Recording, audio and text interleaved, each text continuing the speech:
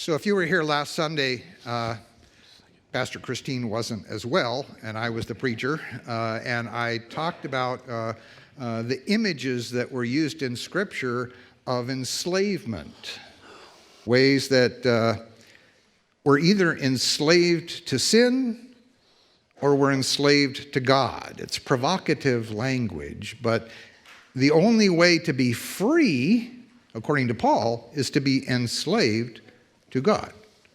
It's like an old spiritual says, everybody's going to serve somebody. Question is, who or what are we going to serve? And hopefully, it's that we want to serve God. And so Jesus in the gospel this morning, in that reading from Matthew, offers us the image of being yoked to Christ. We could say everybody's going to be yoked to something or to someone. The question is to whom or to what? And in that spirit, and in the spirit of pride, I've invited Jack and his spouse Chris to share with us this morning, and they have graciously agreed. And I think, Jack, are you going first? So please come and share with us. Nope, I got it wrong. Chris is going first. All right.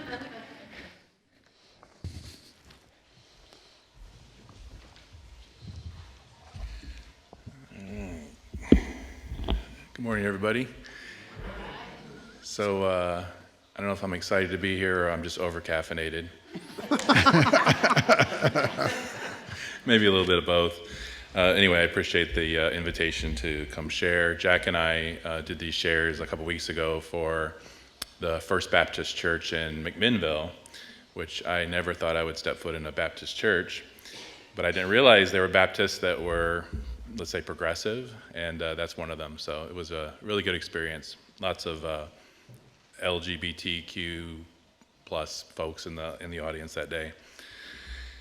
So today I stand before you to share a deeply personal experience, my journey through an ex-gay ministry.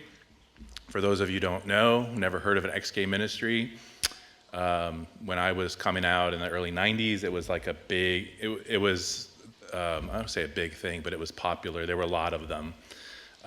There was a group called Exodus International, and they were like an umbrella organization for all these different ministries that were around the country. But the general idea was that you could change your sexual orientation through Christian fellowship, the power of the Holy Spirit, things like that. So this is what my story is about. So it is a story of the most painful time in my life, but also a story of love, self-discovery, resilience, and ultimately embracing my true self. So when I first entered the ex-gay ministry, I was 24 years old, and I was really grappling with my sexuality. In college, it was really easy for me to stay super busy, become president of my fraternity, president of my class, just do all these activities to avoid, I wouldn't say completely avoid, it wasn't all about that. I enjoyed doing that stuff, but it was also, I found later on that I was kind of like, it was a way to divert my attention from my sexuality. And it was easy to say, oh, I was just too busy to date, I was too busy to do this, too busy to do that. So like many others, I grew up in a society that told me being gay was wrong, a flaw that needed fixing. Unfortunately, most of that came from the church. Instead of being a safe space to explore the big questions in life, like why are we here, where do we come from, for me, the church was a space for my own self-hate, confusion, and fear to grow. I prayed so hard for those feelings to go away so that I could be normal like everybody else. You know, that was my goal. And if you would have asked me then, I would have taken a pill to be straight for sure. I wouldn't do that anymore. So after finally realized that all my prayers and all my wishing wasn't going to change anything, I thought maybe an ex-gay ministry could provide the answers and the solution I was seeking. So I was living in Chicago at the time, and there was a a mega church, I guess you'd call it, called Willow Creek out in Barrington, like a suburb of Chicago. And so I went to, they had a Christian counseling service, and I told him, that's the first person I told that I think I might be gay. And he set me up with this ex-gay ministry called Overcomers, which was, part of this Exodus International. So I went to there, I started going to them, and during my time there, I encountered individuals who genuinely believed they could change their sexual orientation. Some of the group leaders, for example, were dating women, or maybe even had married a woman. And I also met many who had already attempted to end their lives. There were some people who had scars on their wrists. I mean, they had tried everything, and they were trying to change, and they just couldn't. And the thing I got from that was that if God can't change you or won't change you for whatever reason, then what hope do you have left if you want to fit in and have a normal life and be happy? So I think all of us there, though, thought we could just be, if we could be normal, that our lives would be perfect. And everyone involved there meant well. Everyone had good intentions, but as they say, the road to hell is paved with good intentions. And it was really a road to hell because everyone was struggling so much, trying to change yourself. Can you imagine trying to change your sexual orientation? That's a big mountain to climb, isn't it? So their twisted theology and their pseudoscience suggested that we were all born straight and we become homosexual due to the dysfunctional relationships we have with our parents. If that were true, wouldn't most people be gay? Has anybody not had a dysfunctional relationship with their parents? So let me take a moment to acknowledge my lovely parents. They were amazing throughout this process. I came out to them when I was going to the ex-gay ministry, and one night I finally mustered up the courage to tell them that I was gay, and I was crying, and I said, you guys sit over there, and I'll sit over here, and just listen to what I have to say, and I said, I'm gay, and I think it's your fault. And looking back at it, it's horrible that I said that to them, but they were so sweet. They were like, both my parents, my dad and my mom said, we're really sorry we did this to you, and we're going to help you however we can to help you change or whatever you want to do, So they accepted that blame, and they offered any help they could provide. Later, when I accepted myself, I was able to accept them as parents who did the best they could, and our relationship really blossomed.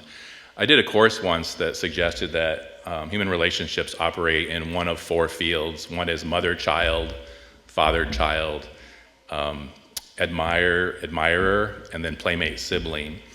And, we were asked to look at our relationships and see which fields they operate in.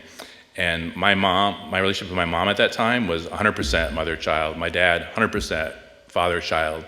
But once I came out to them and accepted myself, I was able to accept them.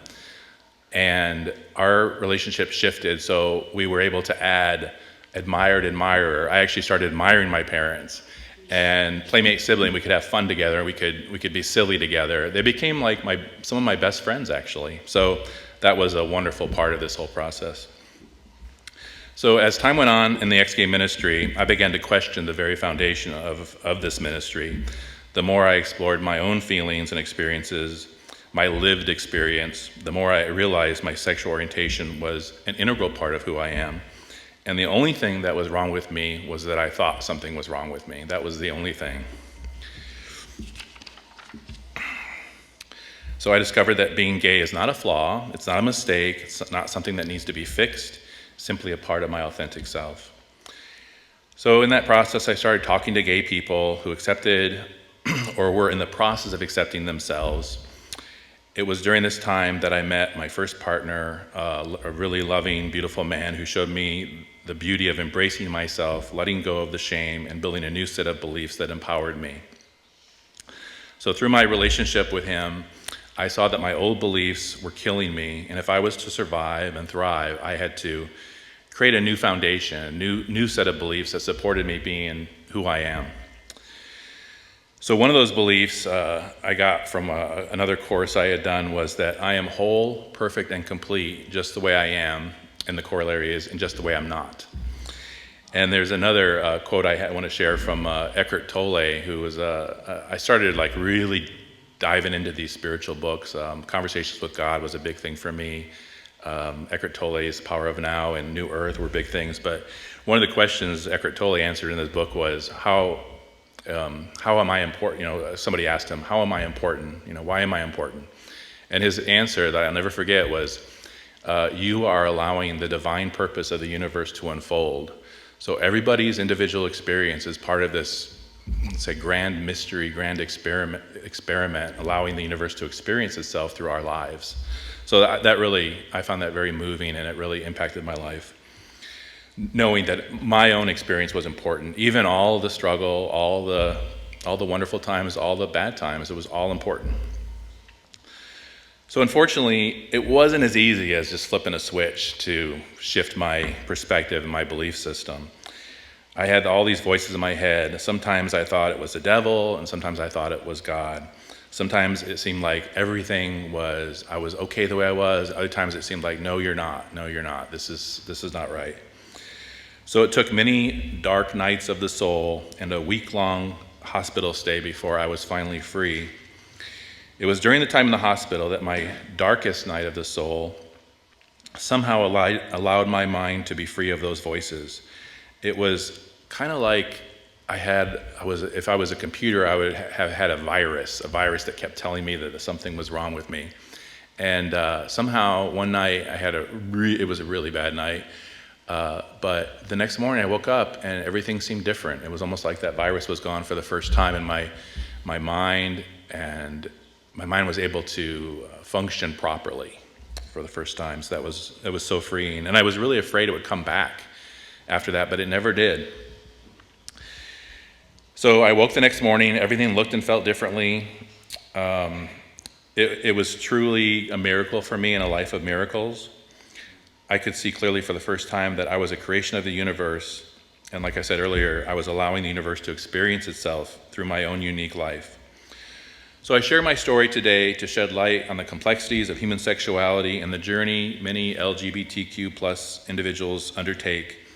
It is my hope by speaking openly, we can foster understanding, compassion, and respect for one another. Thank you for this opportunity to share my story. Thank you for being a space where people like me can be our true selves. That's so important. Let us remember that our differences are what make us unique and beautiful, and true acceptance begins with love and understanding. Let us continue to create a world that works for everybody, with nobody left out. Thank you.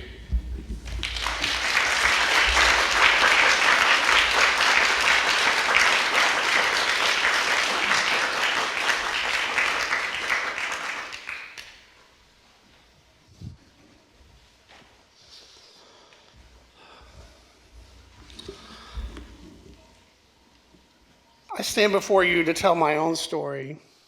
My own story is somewhat like Chris because it involves my family. It's a story about a significant moment in my life, a moment that changed me and brought me closer to my true self. It's the story of coming out to my dad at an older age, 47, when I had already been out since Martin Luther King Day, 1996. He was the very last person that I came out to, free at last. Growing up, I always felt a sense of unease with myself. I struggled to understand why I didn't fit into the traditional mold that society had expected of me. Deep down, I knew I was different, but fear and uncertainty kept me from embracing my truth fully. As the years went by, I watched as society began to evolve, becoming more accepting and understanding of different identities. And yet, even with these positive changes, I still carried the weight of my secret from my dad. The fear of judgment, rejection, disappointment from those that I loved, including him, held me captive. I am a child of the South, South Carolina to be exact, while it's still difficult to be anything other than white, straight, or Christian. I call it the Southern fried madness. the land of the Confederacy, the stars and the bars, and the myth of the magnolia-scented South. William Faulkner once said that the past is not dead. It's not even past. That's still very true in the South. So you can see where this is going. But there comes a point in our lives when we can no longer deny who we truly are, when the desire for authenticity becomes stronger than the fear of the unknown. And so with trepidation and hope, I made the decision to come out to my dad. Chris was with me when I put the envelope, because I wrote a letter, and I put it in the mailbox. And I remember being so anxious when I did that. In that vulnerable moment, I braced for the worst, for the possibility of shattered relationships and shattered dreams. I knew how he felt about gay people, even though he sat beside a lesbian in his own church every Sunday and would wonder where she was if she didn't show up. But that wasn't his child. That was another person. As expected, he struggled to accept the truth, and there was quite a period of time where we really didn't speak over 6 years. And as time has gone by, he has slowly but surely come around, very, very slowly. We'd have phone conversations where he would just ask how I was doing. But as the years would move on, he would ask, well, how are you doing? How are y'all doing? So, you could feel like he was slowly acknowledging that piece. However, it was not until I had worked with a healing practitioner over the last year that I was able to see that I had developed many assumptions about my dad. I saw that I had a lot of resentment towards him, which truly did not allow for a breakthrough of any kind. I was really angry. He didn't acknowledge our wedding and certainly did not attend. Actually, none of my family did. It was probably the most important moment in my life, and all I got was radio silence from the East Coast. Ultimately, though, I had to unlearn my stories about him. It reached a point where I knew I needed to make the breakthrough. So Chris and I went to South Carolina. We got on a plane, and where I grew up for the first time this past April, so this just recently happened, my family met Chris. My nephew had us all over for dinner at his house, sort of a neutral location. We weren't sure if my dad would actually show up. We had no idea. Not until the moment when he actually walked through the door, we were all astonished. And not only did he show up with love, he showed up with compassion, he showed up with curiosity, he showed up with acceptance. And I had to really understand that I had to unlearn what I thought about my dad and my assumptions about what he was thinking all these 6 years. There's more to this story, obviously, but I share it not only to celebrate my own journey, but also to inspire others who may find themselves in a similar situation. It is never too late to embrace the truth, to have the conversation that can potentially change your life. The path may be uncertain, but the roads of authenticity are immeasurable.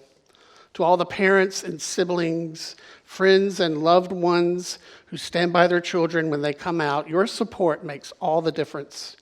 Your acceptance is a beacon of hope in a world that often misunderstands and judges. Your love paves the way for others to find the strength to truly be themselves. Coming out to my dad at an older age was a transformative experience, one that deepened our bond and allowed me to step into the light of my true self.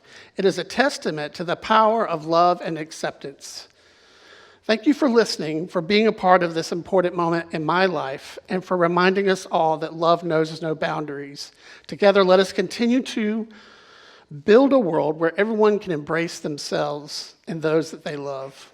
I would like to close with a poem by Mary Oliver called The Journey.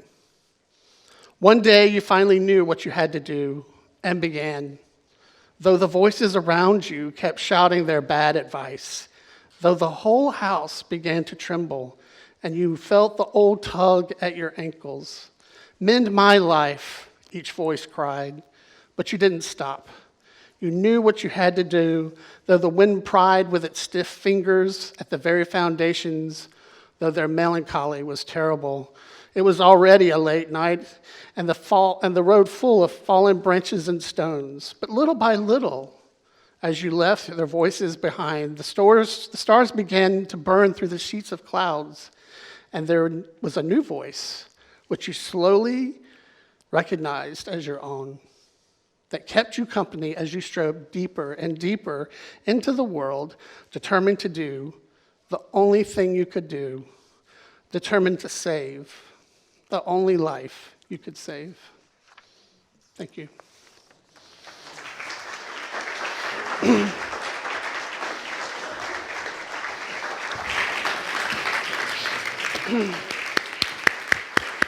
you.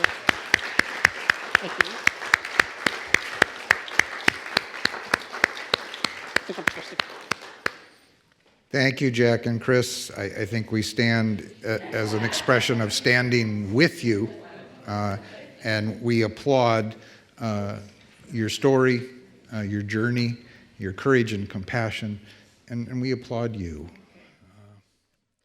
So I'm sure you heard in those stories all different ways that we can be yoked to all different kinds of things, and in your own life, or at least God's starting to reveal it to you, what are we yoked to?